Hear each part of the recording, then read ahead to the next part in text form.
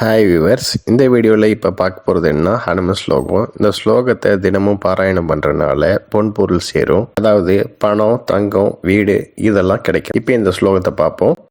ஒன்று சொல்லும் ஒன்று இல்லமும் ஒன்றே என்று நீ என்றும் ஒன்றும் பிராமன் நினைவுடன் இதயம் கொள்க ஒன்று கருவை பூவை தடங்கனி பலவை வேப்பாய் காத்திட கனகம் ஈவாய் கனபொருள் தந்தே காப்பாய். ராமரை பத்தி குறிப்பிடும் போது ஒரு வெல், ஒரு சொல், ஒரு இல் அப்படின்னு இருக்கக்கூடியவரா சொல்லுவாங்க. அதாவது அவர் ஒரு வெல்லு விட்டா போதும். அவர் ஒரு வார்த்தை சொன்னாருன்னா அதை எப்பயும் மீற மாட்டார். அதே மாதிரி ஒரே ஒரு இல்லால் தான், அதாவது ஒரே ஒரு மனைவி. அதைத்தான் முதல் 2 வரிகள்ல இந்த ஸ்லோகத்துல குறிப்பிட்டிருக்காங்க. இப்ப இந்த ஸ்லோகத்துக்கான பொருளை பார்ப்போம்.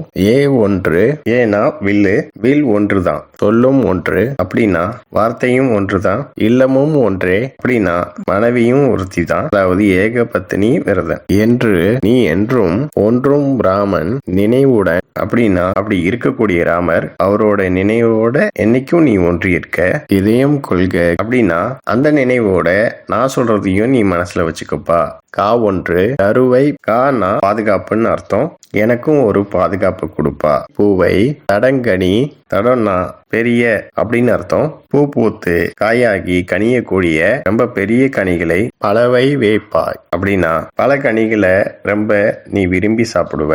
காத்திட கனகம் ஈவாய் அப்படின்னா என்ன காப்பாத்திக்கிறதுக்கு தங்கமும் கொடுப்பா.